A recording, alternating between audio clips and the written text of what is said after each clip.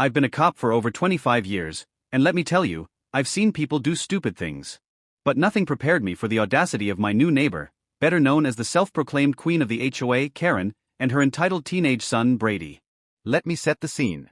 My wife and I own a lake cabin about 40 minutes outside of town. Quiet, peaceful, surrounded by pine trees and the sound of water against the dock. I built it myself years ago as a retreat from the chaos of police work. When I finally decided to retire from active duty and take the position of chief of police, I figured weekends at the cabin would be my way to decompress. Then they moved in. Karen bought the neighboring lake house through an estate sale.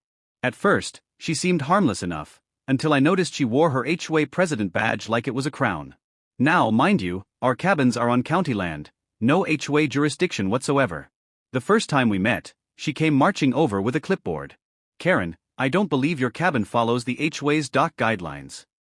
Me, there's no HOA here. Karen, oh, we've extended coverage to all homes around the lake. Me, funny. The county records don't say that. Her smile faltered. Well, we'll see what the board says. I thought it was just a power trip, until her son showed up. It was a Friday evening, the start of a long weekend. My wife was prepping dinner, I was cleaning my fishing rods, and that's when I heard loud music blasting outside. I stepped out and saw Brady, standing at my gate with his friends. Maybe 6 of them, all holding cases of beer. Brady shouted, "Hey Mann. Mom said I can use your cabin for the weekend. We're having a lake party." I nearly choked on my coffee. Me, excuse me. Brady, she said since you barely use it, we can crash here.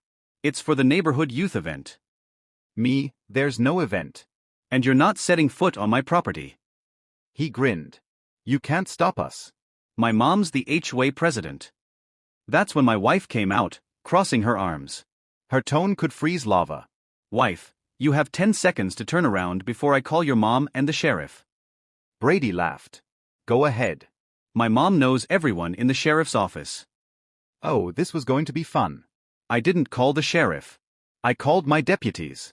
Within 15 minutes, 2 patrol cars rolled up, lights flashing. You should have seen Brady's face drop when he realized I wasn't bluffing. One of my officers asked, "Everything okay here, Chief?" Karen's son went pale. See, Chief, he stammered. I smiled.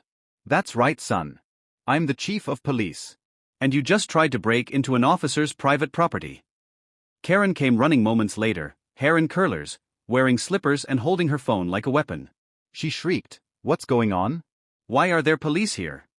I turned toward her. Your son attempted unlawful entry and trespassing, I said calmly. She snapped, "That's ridiculous." He had permission.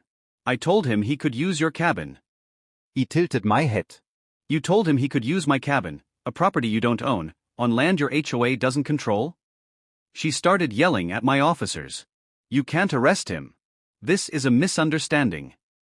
One officer responded, "Ma'am, we have body cams on, and your son admitted he planned to party here without consent." Karen's face went redder than a stop sign. Brady tried to backpedal. I just thought. I cut him off. You took wrong. And you're lucky I'm giving you a warning, not cuffs. Karen hissed, "You'll regret this. I'll take this to the board." I smiled. Please do. But maybe check with the county attorney first. She's the one who signed my appointment letter. That shut her up. They stomped off, but of course, it didn't end there. 2 days later, I got an envelope taped to my cabin door. HOA fine, unauthorized structure improvements, dock, lighting and fence. Pay $2,500 to the Lakeview HOA within 30 days.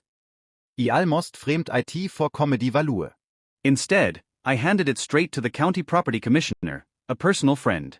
Within a week, the county issued a cease and desist order to the HOA for attempting to collect funds from non-member residents.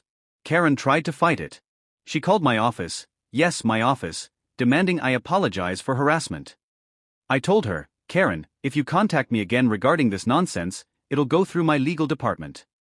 2 weeks later, the HOA was audited. Turns out, she'd been using HOA funds to pay for personal community events, like her spa trips and her son's jet ski. The board voted her out unanimously, and she was charged with misuse of funds and